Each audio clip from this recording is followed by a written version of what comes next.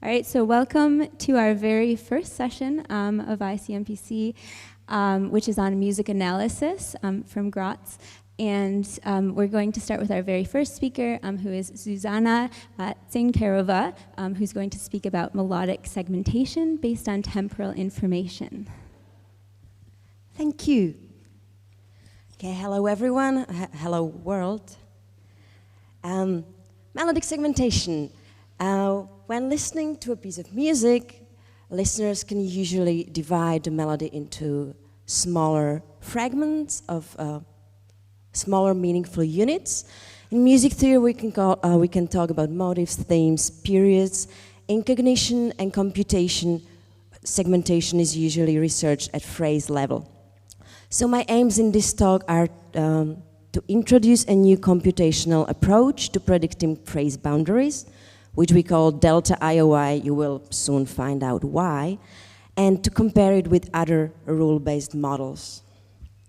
Okay, so we assume that note durations become longer towards ends of phrases. So as the phrase progresses, note durations tend to become longer. That's why we have decided to calculate second-order differences between note onsets. And we have decided to place phrase boundaries at points of minimum delta IOI, which is the minimum of the second-order differences between note onsets. The advantage of this approach is that it's parsimonious, universal, and parameter-free, so it doesn't need calibrating for different music data sets.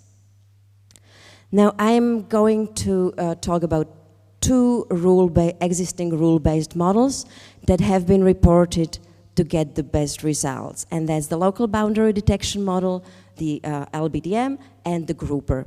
So what you need to know about LBDM is that it operates on local changes in pitch, inter-onset intervals, and rests.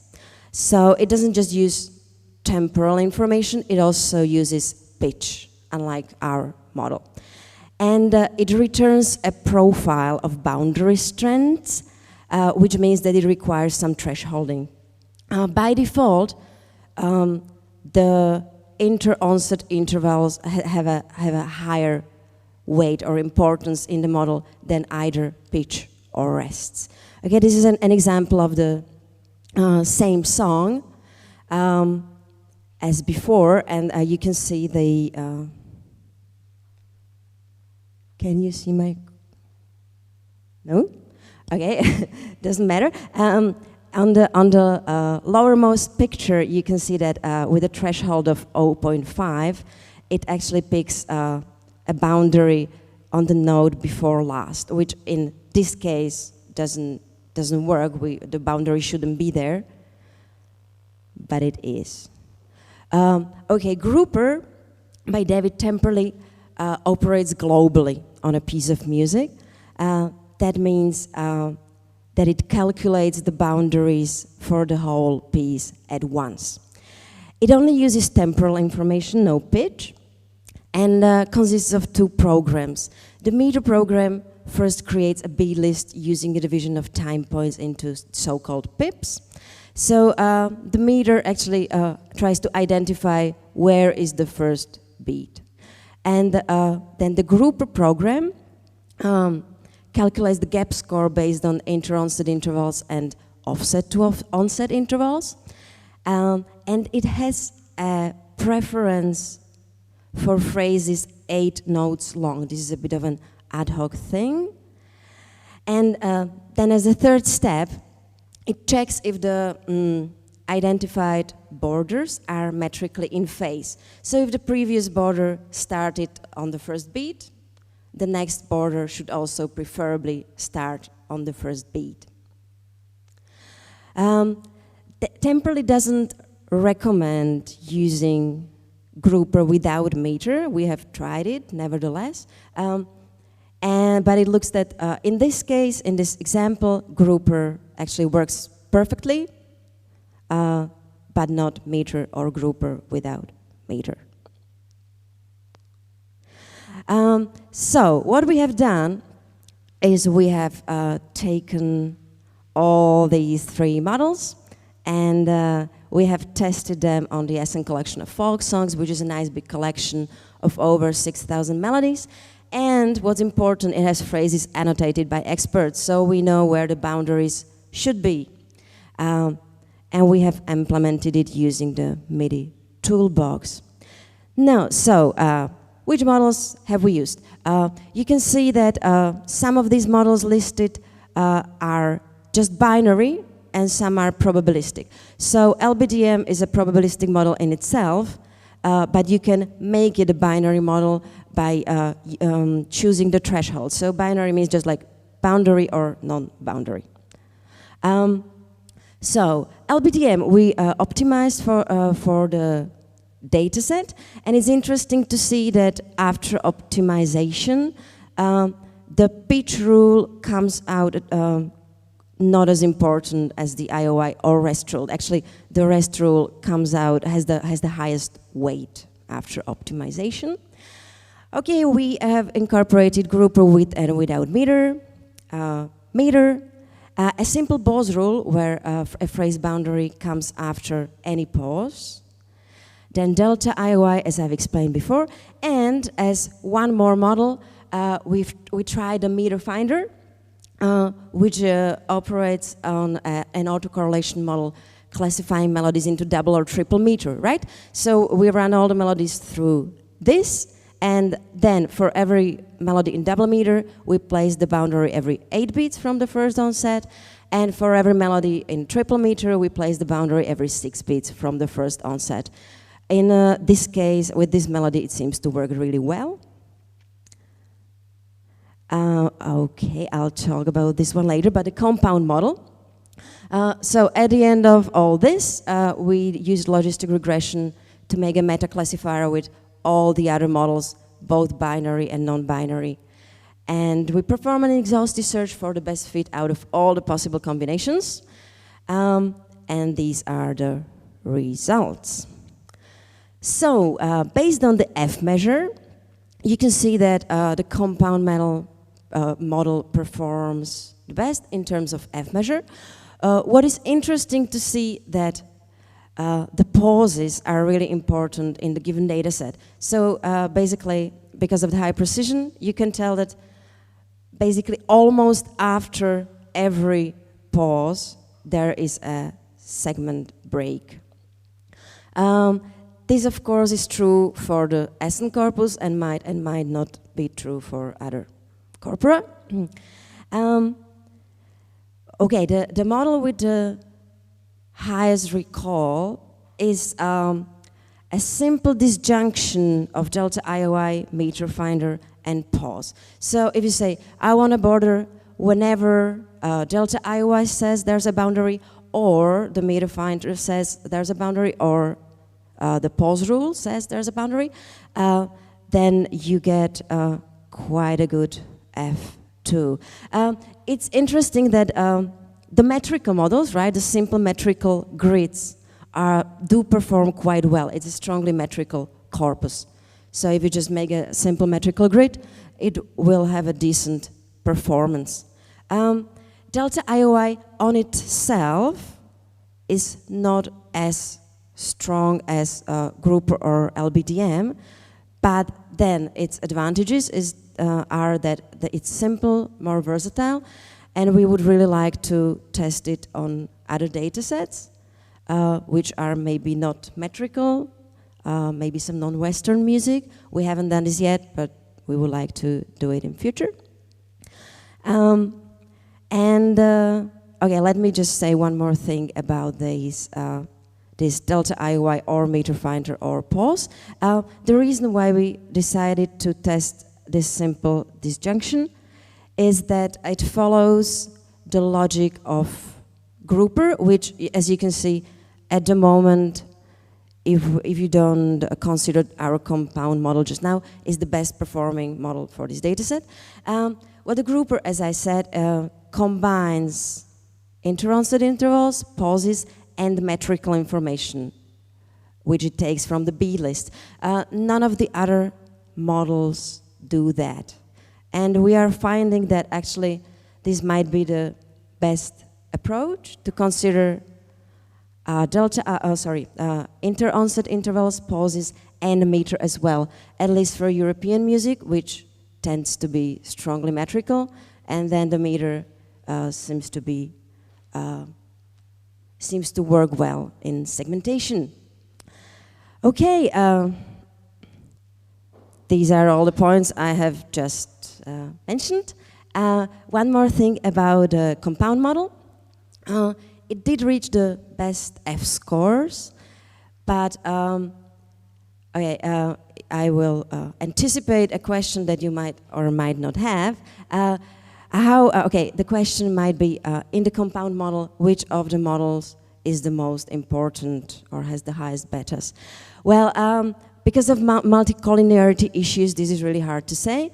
As you can imagine, all the models are giving you a boundary or non-boundary result, and they often point to the same points, so they're like really similar to each other, and that's what makes interpretation difficult in terms of which model is the most important in this compound model.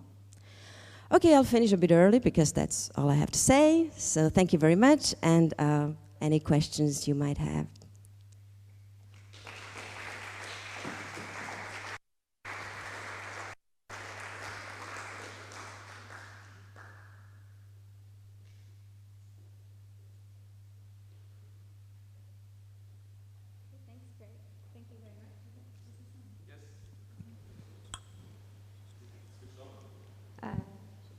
Yes, okay, thanks very much, Zuzana. So we'll take a first question from Graz. Are we connected up okay? Or? Okay. Yeah, so any first question from Graz, please?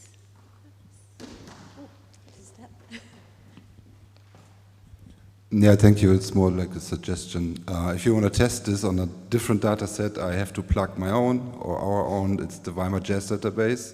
We have presentations as well. And for sure, meter parallelism wouldn't work so much. The group length of 8 notes won't work for jazz because they're about 20 for jazz. So pause, break, rest will always work. So because this is kind of a sufficient condition, but not necessary for phrase break. And this is a ready-to-use data set. You guys just plug your algorithm on this, and that's the thing. And also a little bit, did you? This is a question. Did you do some kind of cross-validation, like take some part? Yes, of we did 10 times tenfold cross-validation, and the results were very similar. Sorry, can I just ask you back? So did you say that you have a big corpus of jazz melodies? I wouldn't call it big, but there are many tones in it. Where there are 456 solos, 200,000 notes, and they're all phrase segmented. And they're phrase segmented? By experts. I'll talk to you later about this. Thank you. Okay, thank you. Do we have any questions in Sydney?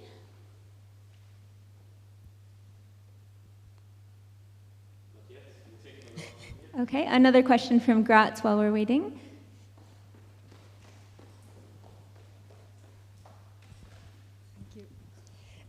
I was also, we have corpus of Turkish makam music, you may know.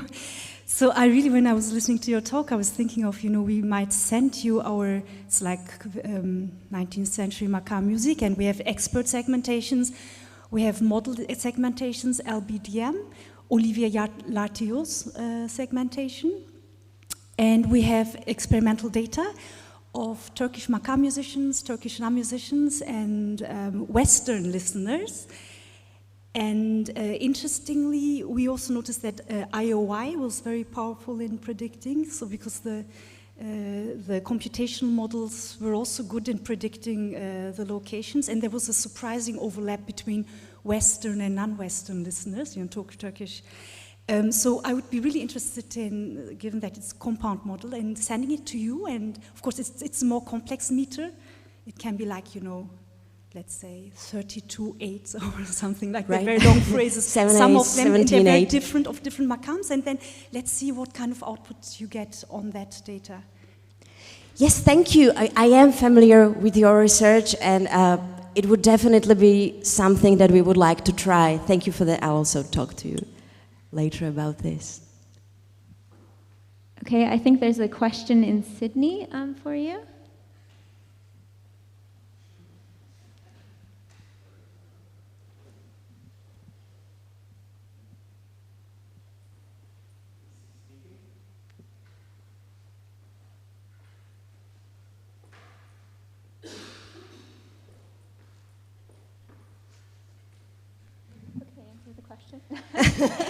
Sorry, we can't hear you if you're speaking.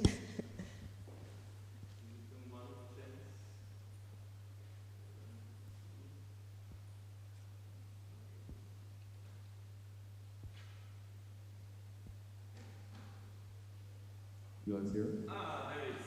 Yes. Can you hear us? Yes, we can. Yes. All right, we'll try again. Sorry if I'm about to make a fool of myself a second time, but I'm curious about the table that you showed, where you had one of the columns was the F.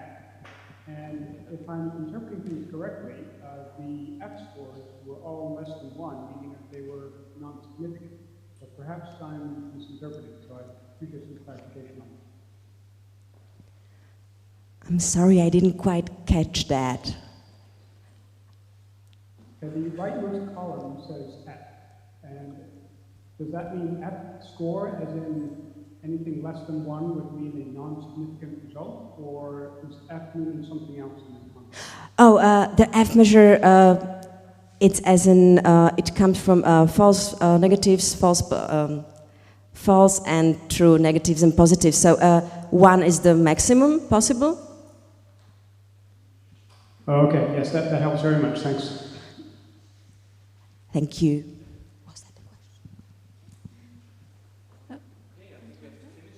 Okay, so thanks very much, Okay, Zuzana. thank you, everyone.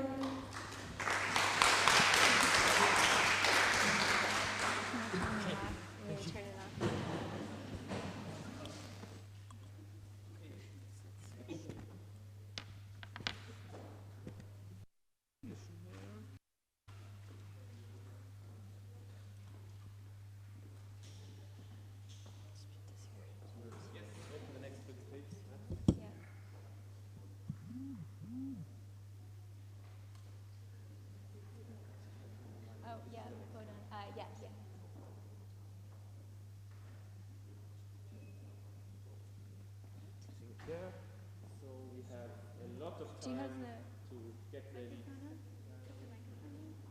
Alright, when you get the microphone. So now, one thing I should check.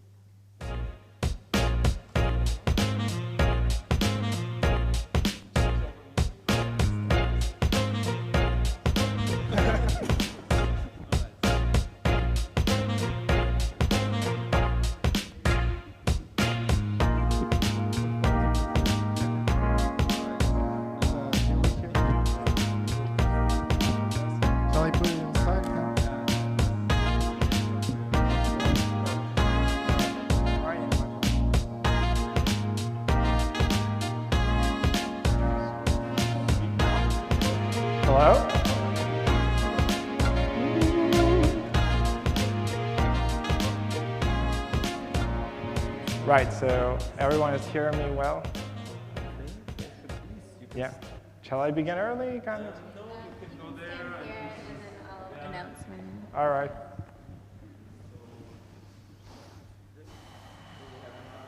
Minutes. 50 seconds, yeah?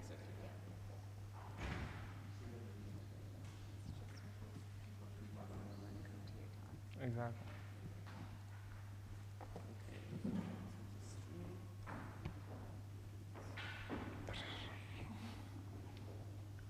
Oh, there it is, very bad. Yeah, with it. Very good.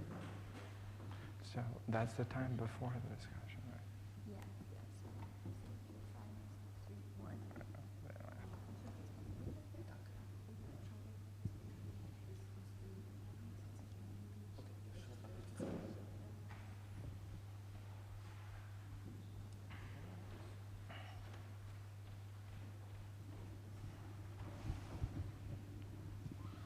Okay, so our next talk in music analysis is by Bohdan Syroyid, and he's going to speak about the analysis of constructive functions of notated and acoustic silences in Béla Bartók's fifth string quartet. Thank you. Thank you. So, good morning, everyone. Thanks for your attendance here, and greetings to our audience in Sydney and to everyone that will be watching this later online. The topic that we'll be discussing today is slightly unusual because when we speak of silence, everyone starts thinking about John Cage or some other music that is more experimental. This is a rather traditional corpus of works that we'll be analyzing, specifically one piece just to focus on a more qualitative analysis. It's Béla Bartók's fifth string quartet. It presents a very unusual and characteristic first movement in which silence plays a key role into structuring the rhythm as well as, well, the overall form. So before beginning with the analysis in itself, I'd like to just lay these 5 authors that have been, well, analyzing silence in other compositions. So Bremen, for instance, he wrote a doctoral dissertation on Baroque, classical, and romantic music, trying to explain, well, how silence acts within those pieces, and his analysis was based on three key facts. One was the position, the placement in which the silence is present, the context, the music that precedes and follows the silence, as well as the effect, which is kind of, well, the sensation that produces into the listener, as well as the musical effect within the rhythm, timbre, and so on. Here we have other authors that wrote some papers. For instance, Clifton wrote a paper in the 70s. He actually extended the concept of silence beyond what we consider usually silence, which is kind of the temporal silence, silence in time. For him, silence also was the spatial gap between the registers. So it was kind of a bigger vision of what silence can be in music. Dougherty's dissertation classified Beethoven's quartets, and he was using this classification of silence within normative and non-normative. So basically, the normative silences are framing silences that delimit different sections within the structure. We have the pre and post performance, which is kind of the overall frame that articulates the piece. And inside we have the structural, which kind of spread all of the phrases. Non-normative silences are those that interrupt the texture, and they are kind of more unusual, and we'll kind of focus on those today. Margulis' analysis of silence is very interesting because she kind of goes beyond the score. All of the previous research was based basically on how silence acts within a score, analyzing the rests and all of the symbols that we have in a score. But she actually focused also on the acoustic implications and the perceived silence, because not all the rests that we see in the score are perceived by the listener. And finally, here is a dissertation by Ying Lo, who wrote about how Webern used silence in his compositions. And all of this is how it acts in the structure of a 12-set row. So finishing this conceptual framework, we'll begin with the analysis in itself. This is the form of Bartók's quartet. It basically looks like a sonata form with 3 themes. Palindromic, it's symmetrical, so it's A, B, C, C, B, A. And this is now opposed against 2 wave recordings. Well, they can give us an idea of how silence is placed within that composition. It's kind of hard to see it very clearly in a waveform, so for that reason I designed this visualization in which we can see a barcode of the silent waveform. It kind of represents in black the places in which silence is present. So this way we can see kind of 3 regions that are linked to the sympathy and the transition. These are acoustic silences because they are not present in the score in a way of rest or any type of science except the dynamics. For instance, here we can see an extract of that score, and it's basically a piano dolce texture with sustained pedals. Now, there are other silences that are represented by rest, and those are the ones that we'll focus now. Those are the ones that we call notated silences. So 10% out of these represent, well, the normative structural silence. What does that mean? It means silences that fall within the boundaries that separate sections. We can see that not all sections are getting that silence, but most of them do. And this is how they look. It's kind of how we would articulate music, so it breathes and it has like a comma, a text, or a final point. So these are examples of those silences, and they're just separating two sections. In the first case, we have here C and B, and there is another one of the A and coda. It's interesting, this one particularly, because we are seeing a double normative silence. It means that there is one that ends the exposition and the other that begins the coda in this case. So here are other silences, like the fragmentation of the C theme. These are more frequent than the previous, and they are basically developing the C theme.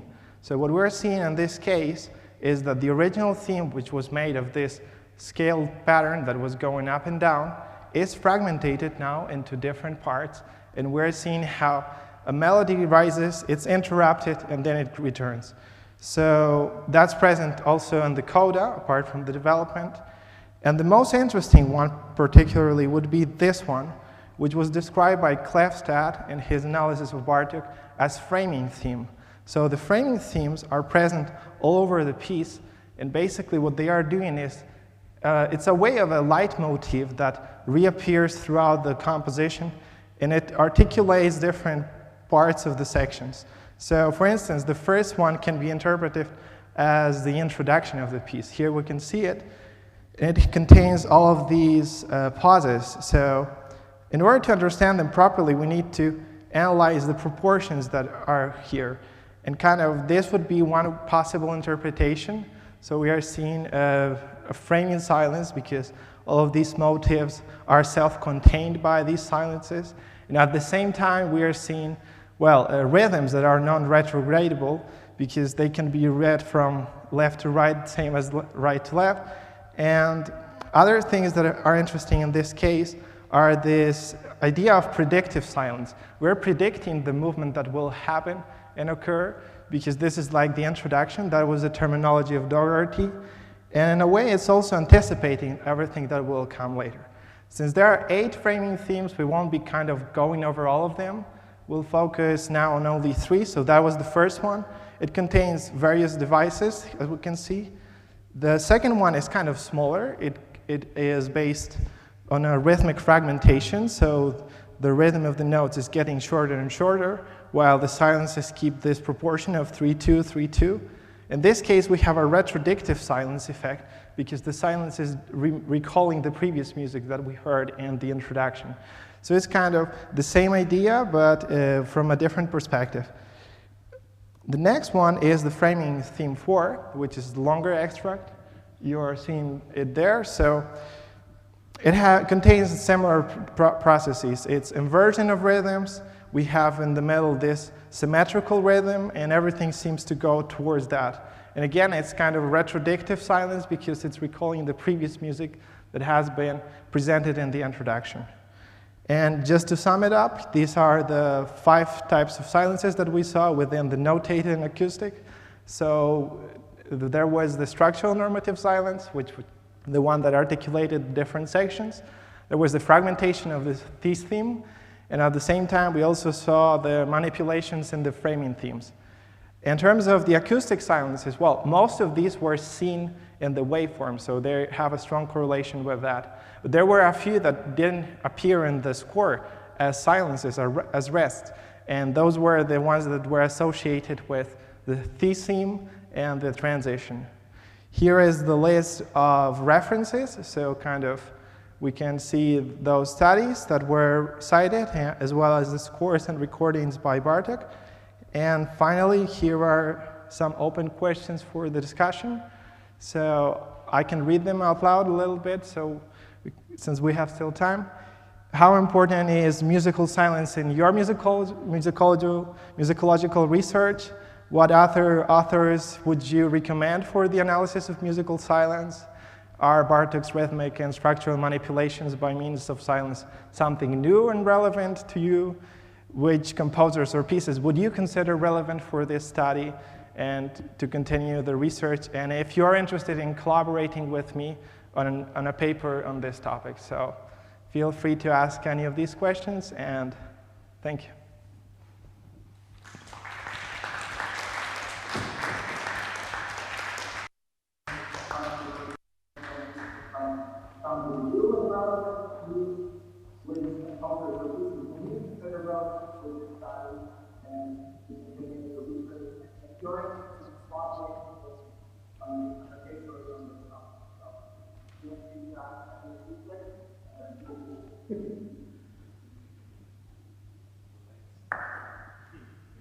Okay, so thank you very much, Bohdan, for your talk. So, I can still hear. Yes, first question in Graz, please. Fabian? Yeah, thank you for this talk. It's very interesting to shift the analysis attention from the pitch dimension to the not pitch dimension and the rest. I was wondering, just an idea, so Bartók is known to be a very conscious composer regarding form and patterns and so on, so in the pitch scale, I don't know, like using the golden ratio or certain scales. I'm just curious, did you find, or do you think you could find some like characteristics like in this silence dimension that are related to other structural aspects of Bartók's compositions? Well, I think that's a good question, because Bartók indeed was a composer that thought very well about how to structure and use some mathematical proportions, not just in his harmonic language, but also in the rhythm and the structure. And I think silence has a key role. However, I didn't find that many compositions in Bartók's music that contain silence as in this form of rest. So there might be, like, maybe I'll be wrong with this, but 5 or 7 compositions that are using this specific type of extreme interruption where silence seemed to be linked with that. And I guess that, yes, if we keep dipping in, we'll find out, and eventually that there might be some golden ratios and other mathematical proportions that connect everything. And I think silence isn't the only thing that we should analyze, basically. It should be viewed always in context with other elements. But since I think it has been neglected for a long time, the analysis of silence is particular in some pieces like this one. I think it's important to kind of put it there and explain it. Hopefully that answered the question. Okay, do we have any questions from Sydney? Yep, it's working. So to what extent are you able to differentiate between silences and articulation in a way? Because I mean, this is like quite a fast movement, and potentially I can see people interpreting some of these rests being more of like a staccato kind of articulation thing rather than a silence. So like, I guess it can be a bit of a blurred kind of distinction between those two things, but do you have thoughts on that? Well, that's also an interesting question, because it is true that silence is a very rich parameter. It can be viewed at different levels of analysis. So for instance, in my research, I'm using sometimes the terminology of micro-silence, which is kind of this silence that appears on a smaller levels of articulation, like staccato dots, slurs that separate a phrase that are not even represented with a rest or a breath mark. And then, of course, we have these silences, which are kind of more dramatic, and they are more aggressive. They are interrupting the music and leaving a pause. They're not even articulating so much the form as also creating tension and making the theme and the thematic material of the piece itself. So silence becomes a characteristic of the material rather than just a form that structures the composition. Hopefully that answers your question. Okay, thank you. Do we have any other questions from Graz, Richard?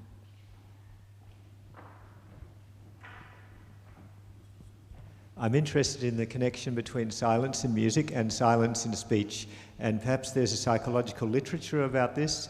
If someone is talking, then of course there is a silence between the phrases when they breathe in, but the way they make these silences will depend on their emotional state and on the content of the message. And also, if there is a sudden pause when someone is talking, you immediately conclude that something is going on, that they're thinking in a certain way, or that something has changed, right? So wouldn't it be interesting to make a general psychology of the silences in speech and try to connect it with the music? Well, I think that indeed it would be really interesting to kind of link and deepen the study of silence beyond what is merely the analysis of scores. And of course, including the psychology of language and speech would be very interesting. But at the moment, I'm writing my dissertation, doctoral dissertation, on this topic. I'm analyzing the music of Weber and Stravinsky and Varese. So the approach that I'm taking always is from the score and the audio recordings. I'm not a specialist in psychology. I wish I would know more about the topic. So that's why I encourage everyone, if you are more knowledgeable in that area, if you wish to collaborate with me, I'll be more than happy to share my research with you and write a paper. Great, thank you. Do we have any final questions from Sydney? Yes, I have a question. Do you have anyone in particular you'd like to collaborate with? Sorry? Yeah, well, I didn't hear it very well. Do you have anyone in particular you want to collaborate with? Well, I would love to collaborate with all of you. But if you're interested in writing a paper with me, I'm more than happy. We'd like to discuss author order first. Well, we can discuss it in private. Okay, thank you. You're more than welcome. Are there any other questions from Graz? Final question? All silence. Yeah, silence. Silence is good. Okay, thank you very much, You're Bohdan, welcome. for your time. Thank you. For your talk.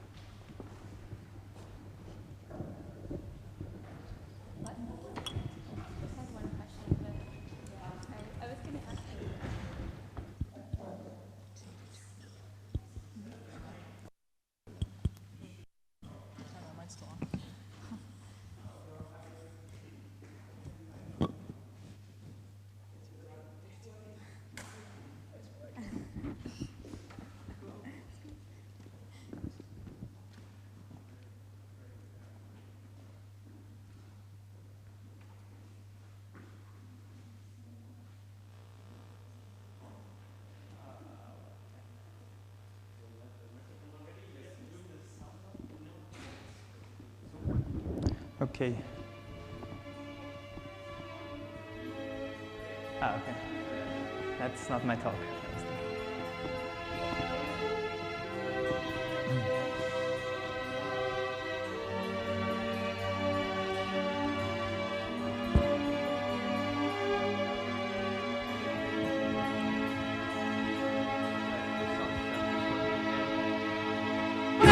Yeah.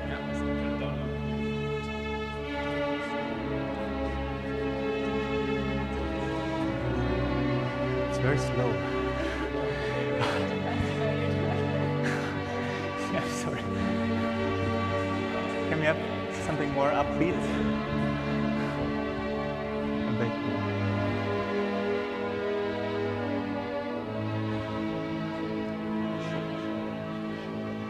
Like SH. I think I know it's better. Okay. Want to tell a joke?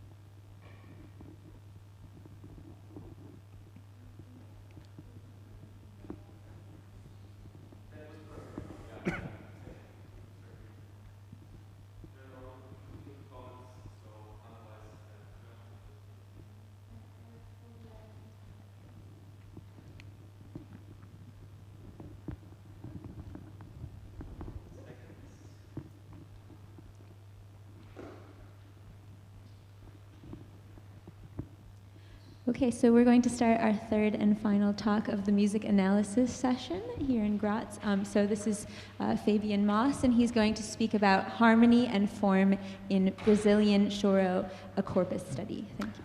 Thank you, Kelly. Welcome everybody here in Graz. Hello to everybody down there in Sydney. So first I want to know who of you knows what Choro is? Okay, one person, two in the audience. That's really good because I didn't know either when I started this project, and this is actually also the motivation for this project.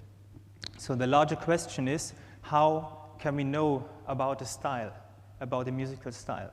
And the way we approached this question was to create a corpus, a data set that we could then analyze and find out some characteristics about this data set.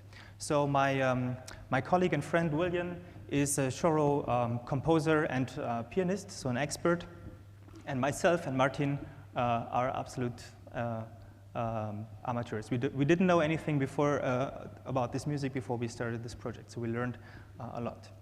So just a few comments. So Choro is a very hybrid genre. It has influences from many other musical styles, such as rock or jazz, or older styles such as polka or mazurka. It's quite old. The concept kind of emerged in the late 19th century, but there are still compositions written, so it's a very broad and loose term, and we wanted to find out maybe what some core characteristics are. To just give you an idea what it sounds like, let's listen to an example.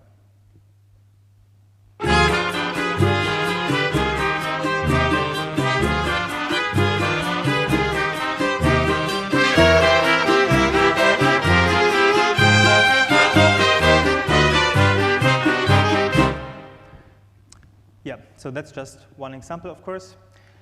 As I said, it was our goal to understand a little bit better like how this style works, and more specifically what the harmonic and the formal characteristics are. So this fits neatly with a very general approach to music analysis in corpus studies, but most of the studies that are done focus on Western classical music. There are many more that I didn't mention here. There are also, fortunately, lots of studies working on popular music, but these focus kind of on the popular amongst the popular, so like jazz, rock, pop. And Choro is a bit outside of both of these canonical musical styles, but is still based, as we could hear, on the major-minor tonal system. So it was also a nice thing to look at this kind of style that is not so in the center of attention. Okay, so how we approached this was to take our questions and hypotheses from a textbook. This textbook by Almada is aimed at student composers. So it contains chapters about the structure and form in Choro and harmony, but it has also lots of exercises to basically train people to write Choro.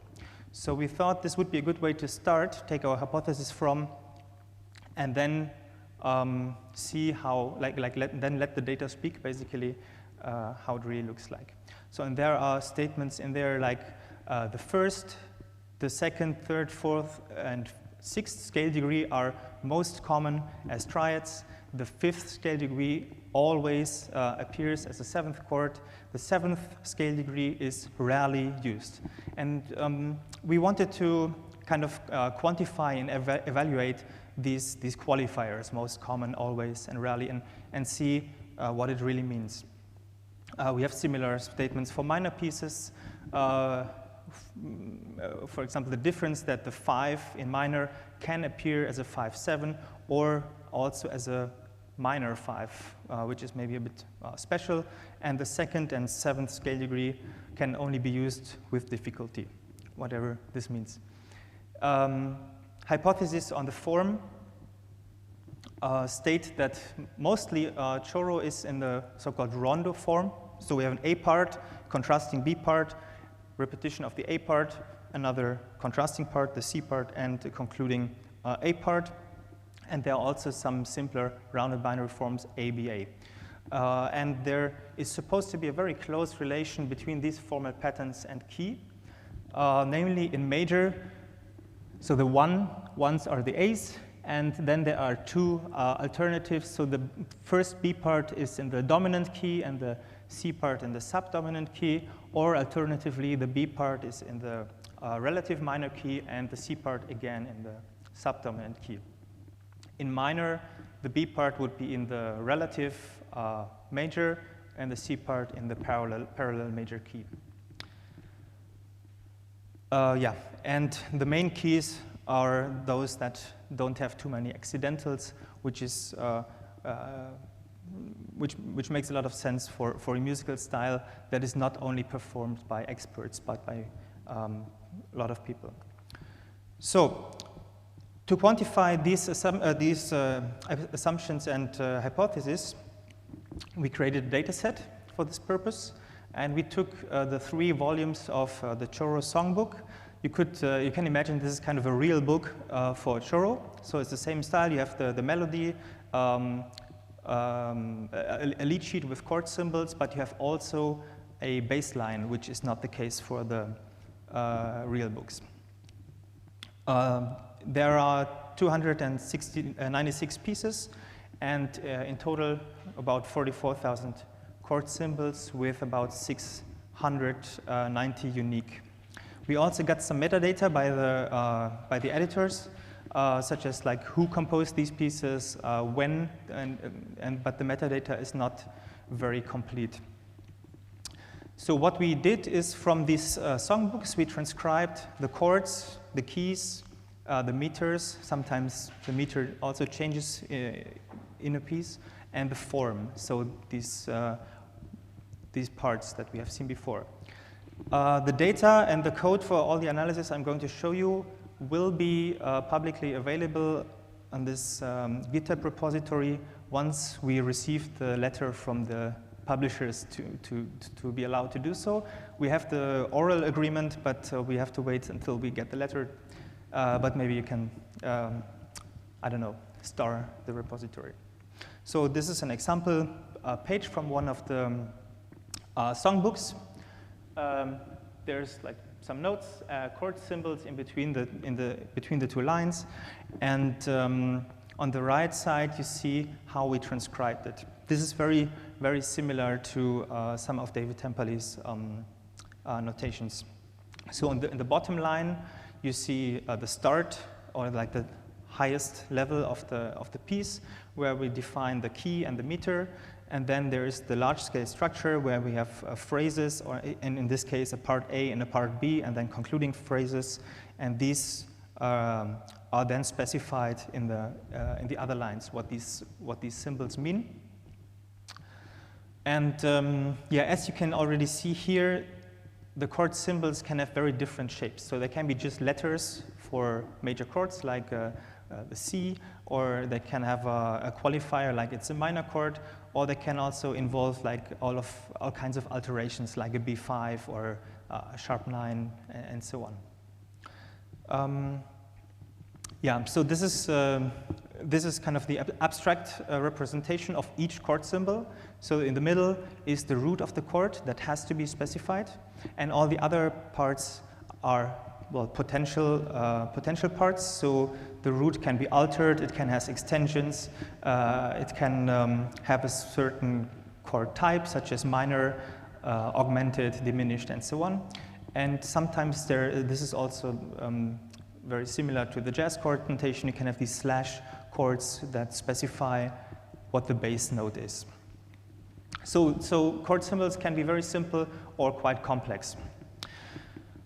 All right, so now looking into this data set. The first row here shows you the distribution of keys. On the left in major pieces and on the right in minor pieces.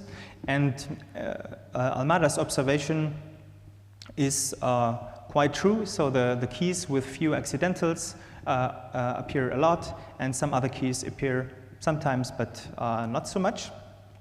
We will come later back to the relation between these keys because this is also interesting. The ratio between major and minor pieces in this data set is roughly 60% to 40%, and almost all the choros are in a 2/4 meter. There are some 3/4 meter pieces which have also which are in the subgenre of a valsa, but most of them are in 2/4. So then we wanted to see what about this statement, how different chords on scale degrees are represented. So like the statement that a 1 chord is always a triad. We looked at all the scale degrees, but I will only show 2 examples because it would be just too much. So here on the top panel, you see all the variants of chords built on the first scale degree. So first of all, we see there are much more variants than only triads, 66 in this case. And for the 5th chord, so for the dominant, we have 54. But we still see that this kind of qualitative description by Almada focused on the most prominent representatives. So this is a nice way also to see like what the benefits of corpus research are. So usually the manual analysis and so of pieces are quite accurate most of the time, but not so precise in the whole extent or in the depth.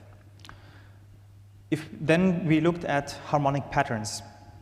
So we looked at bigrams, so sequences of 2, 3, or 4 chords, and these are the top ones.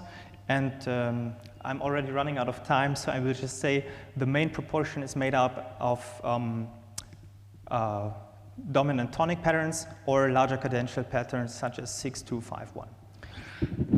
Okay, so the last comment I will make is that then we looked at the key relations and found indeed that the rondo and the rounded binary appear a lot in both major and minor, but we also found the new type, which is the non-modulating type. There are quite a lot of pieces that stay throughout in the same key.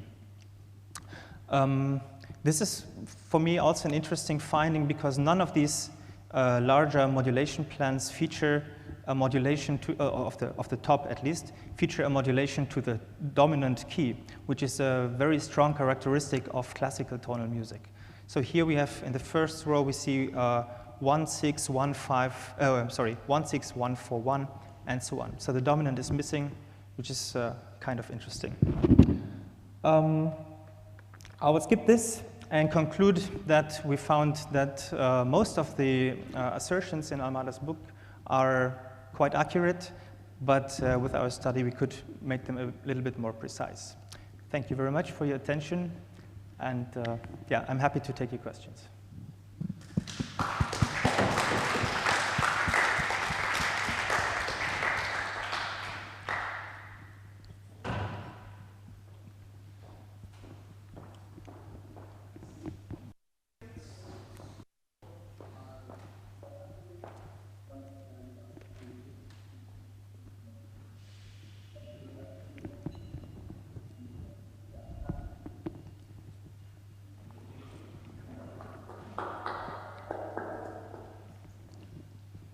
Okay, thank you very much, Fabian.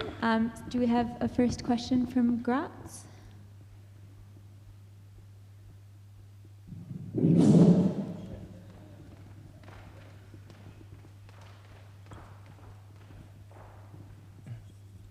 Thank you.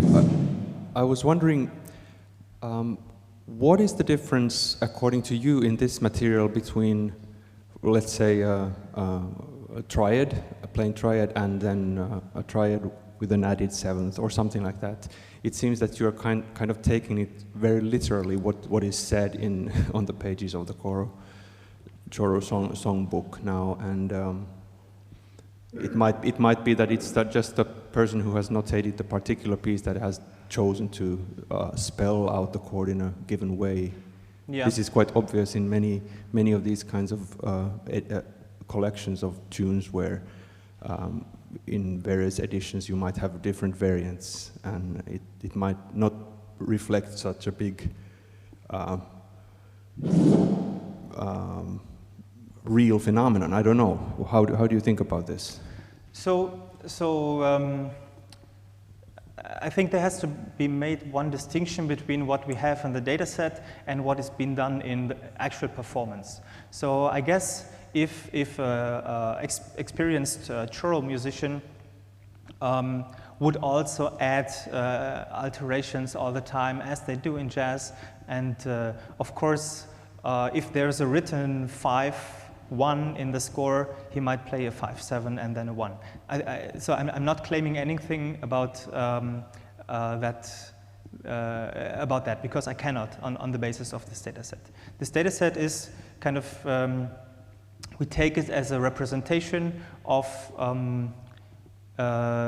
this style, which is obviously has a strong selection bias to the editors, but it is, I guess, well, it's maybe a start.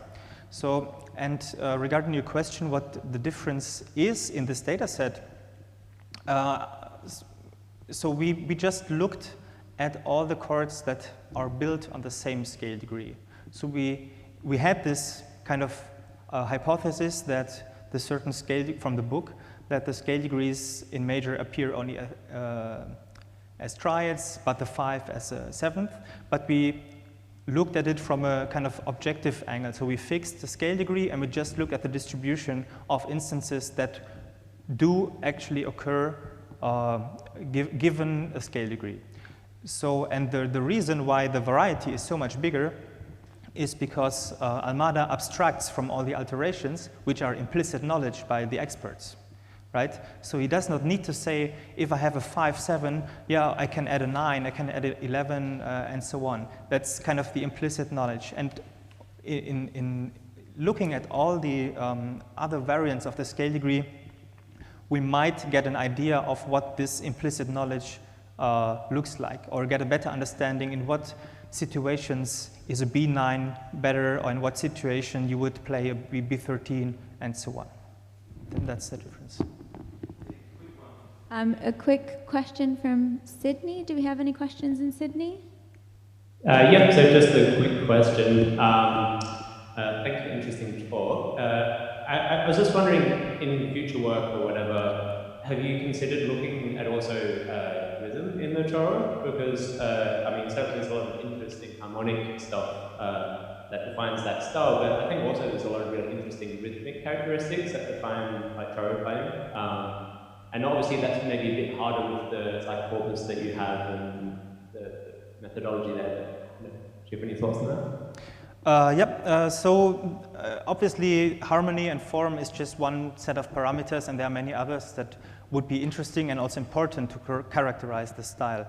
The reason why we did not, so there are two reasons why we did not include rhythm here. One of them is practical, so we also would have to transcribe the notes, which takes much longer time, but the other one is legal, so we were not allowed to publish a data set with transcribed melodies by the editors. So we could have done it in the lab, but we also kind of want to make data sets available.